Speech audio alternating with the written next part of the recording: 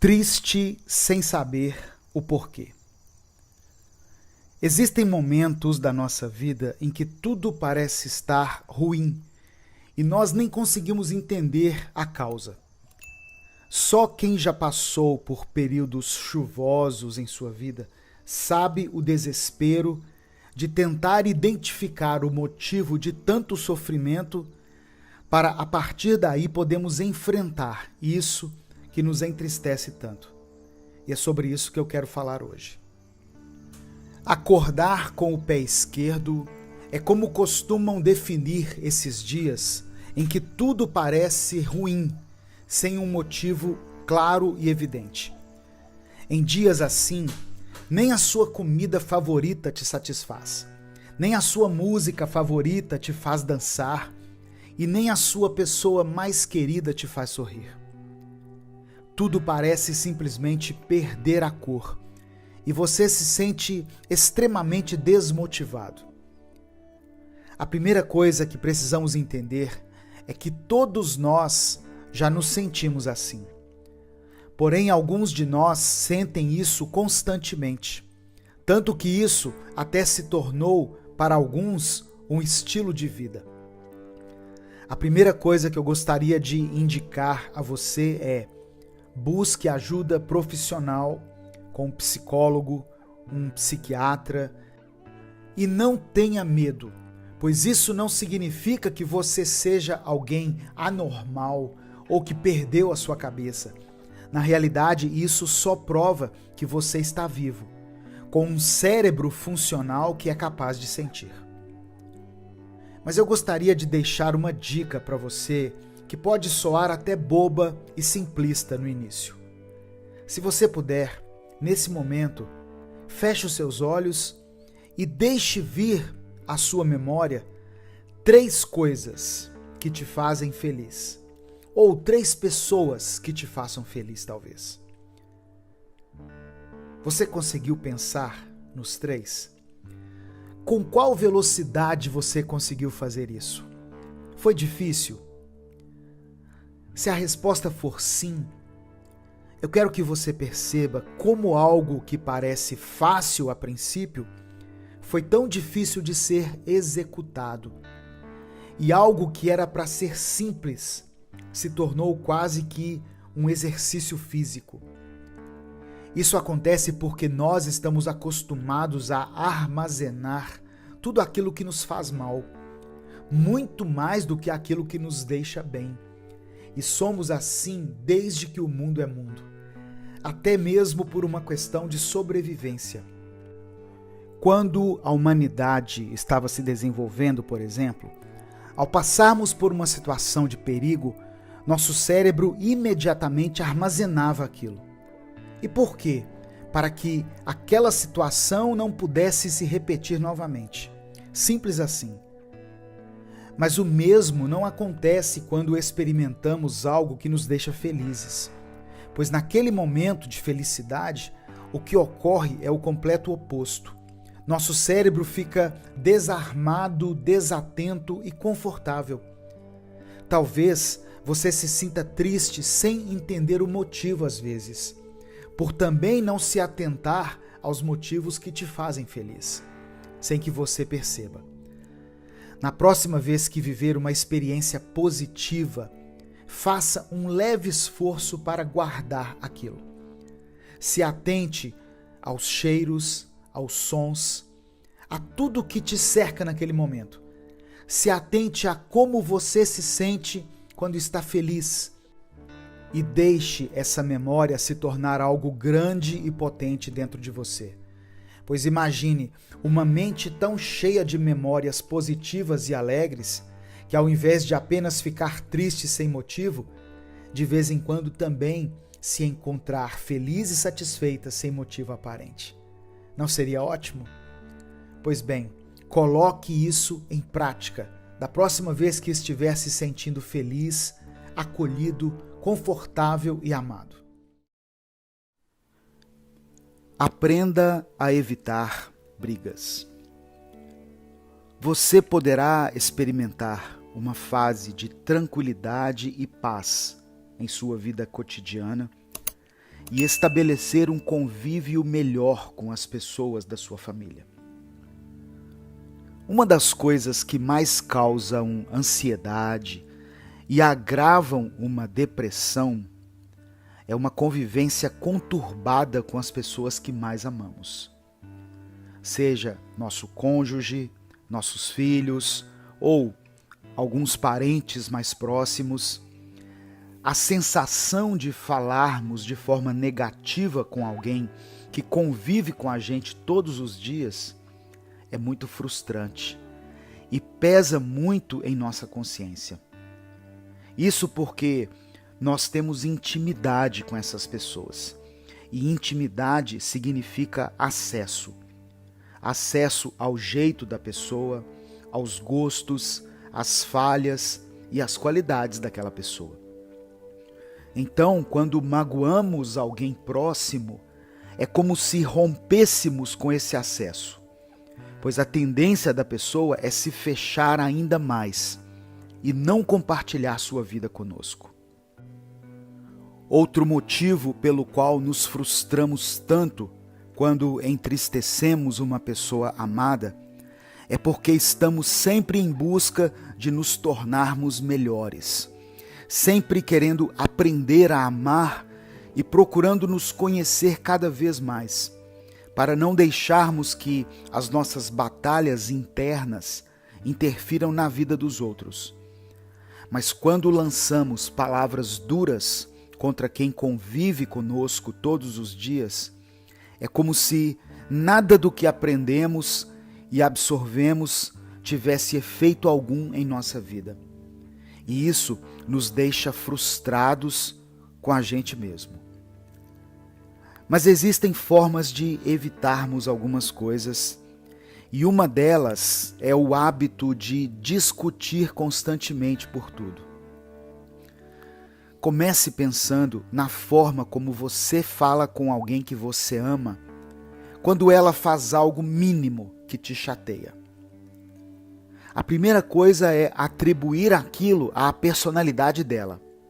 Por exemplo, se o seu cônjuge esquece de fazer algo que você pediu, você diz: você é uma pessoa muito desatenta.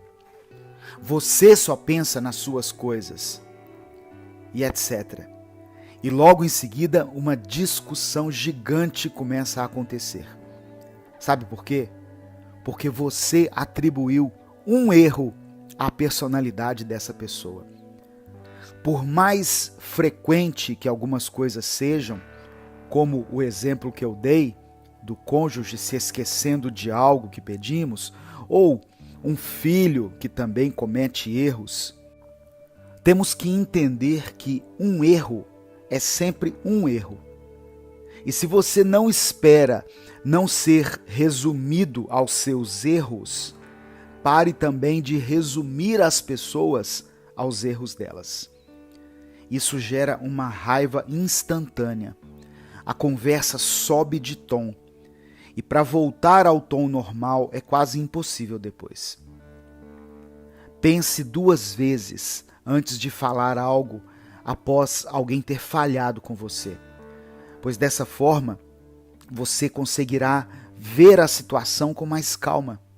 Você não vai machucar ninguém com suas palavras e ainda poderá criar uma nova atmosfera de paz e tranquilidade no seu dia. Esse é apenas um exemplo de como evitar uma discussão, mas existem inúmeras outras coisas que você pode fazer para alimentar a paz dentro de si. Para que quando uma briga estiver prestes a começar, que você tenha dentro de si apenas serenidade para colocar para fora.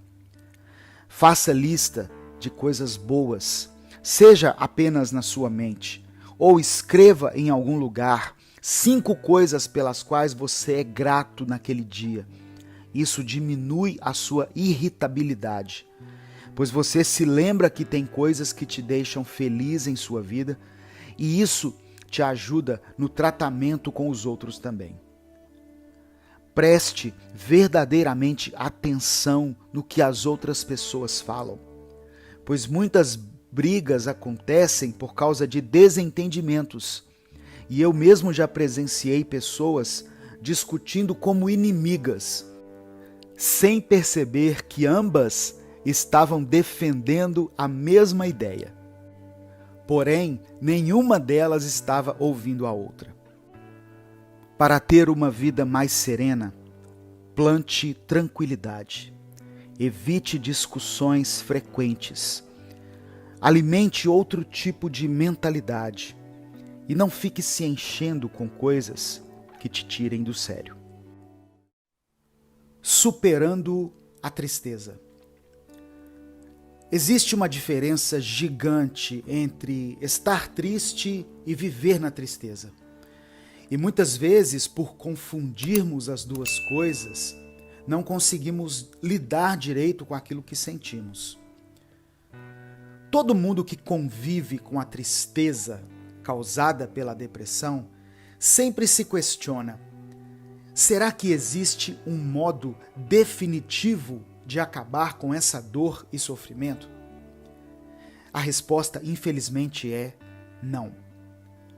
Porém, isso acontece não pelos motivos que pensamos, mas por uma coisa simples, que é o fato de que, na vida, nada é definitivo.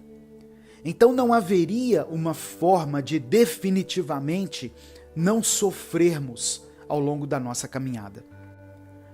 A empresa onde nós mais amamos trabalhar pode, infelizmente, nos demitir. O casamento que tanto sonhamos e onde tanto apostamos pode, infelizmente, chegar ao fim. E o curso que desejamos fazer a vida toda pode simplesmente não nos agradar no primeiro semestre. Existem milhares de situações ao longo da vida que fogem do nosso controle. Por isso, é impossível dizer em algum momento que nós seríamos felizes para sempre. Porém, o que a vida tem de imprevisível, ela também tem de progressiva. Não podemos impedir a morte de alguém que amamos, pois todos irão partir daqui, mais cedo ou mais tarde. Mas também não podemos impedir que mais bebês nasçam todos os dias, inclusive na nossa família. Não podemos impedir a mudança das estações, mas também não podemos impedir uma árvore de crescer enquanto essas estações estão mudando. Você percebe? Não é porque existam coisas fora do nosso controle que estamos fadados apenas a experimentar coisas ruins, pois algumas coisas boas, inesperadas, também vão acontecer. Para superar a tristeza, primeiramente busque por ajuda profissional, pois não nascemos sabendo de tudo e por mais que estudemos e nos achemos preparados, sempre haverá algo para ser descoberto e aprendido. Então não tenha vergonha de dizer que precisa de ajuda e de acompanhamento psicológico. E para superar a tristeza, entenda que todos os dias haverá novos desafios e novas dificuldades. Mas em todos esses dias também haverá beleza, sorrisos e muito amor à nossa volta. E para isso, precisamos estar atentos e sensíveis. Lembre-se que se você sente que precisa de ajuda profissional ou que precisa conversar e desabafar, você pode ligar para o 188 gratuitamente e falar com um profissional da área da saúde mental.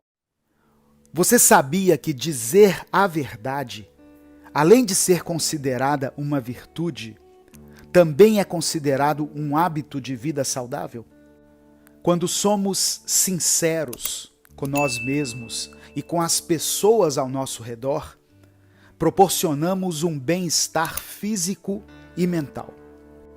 E além disso, de forma imediata ou não, a mentira ou as mentiras trazem uma série de consequências ao organismo, que vão desde o conhecido peso na consciência, passando pelo estresse e podendo até chegar à depressão.